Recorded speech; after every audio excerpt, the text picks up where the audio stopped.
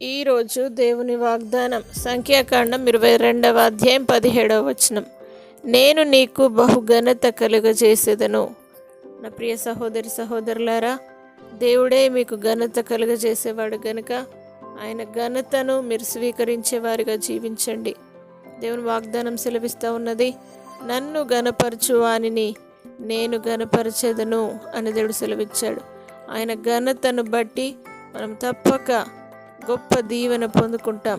దేవుని ఘనపరిచినట్లయితే దేవుడు మిమ్మల్ని కూడా ఘనపరుస్తాడు, బహుఘనత కలుగజేస్తాడని దేవుడు సెలవిచ్చాడు. For I will certainly honour you greatly అని దేవుడు సెలవిచ్చాడు.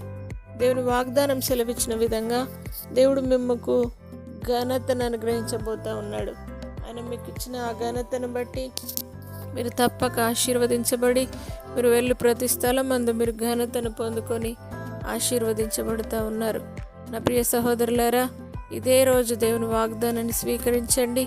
దేవుడు మీకు బహుఘనతను అనుగ్రహించి మీరు వెళ్ళి ప్రతి స్థలం మందు దేవుడు మిమ్మల్ని ఘనపరచును గాక. ప్రార్థన.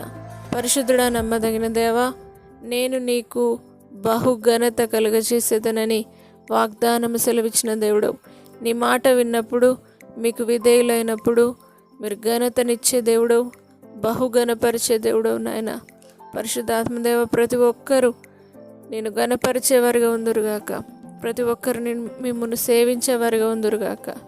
ఆ రీతి ప్రతి ఒక్కరిని దర్శించి నీ ఘనత చేత మమ్మల్ని నింపి ప్రతి ఒక్కరిని ఘనపరచగలరని నజరేయుడైన యేసు పరిశుద్ధ నామమును బట్టి అడిగి వేడుకుంటున్నాము తండ్రి. ఆమేన్.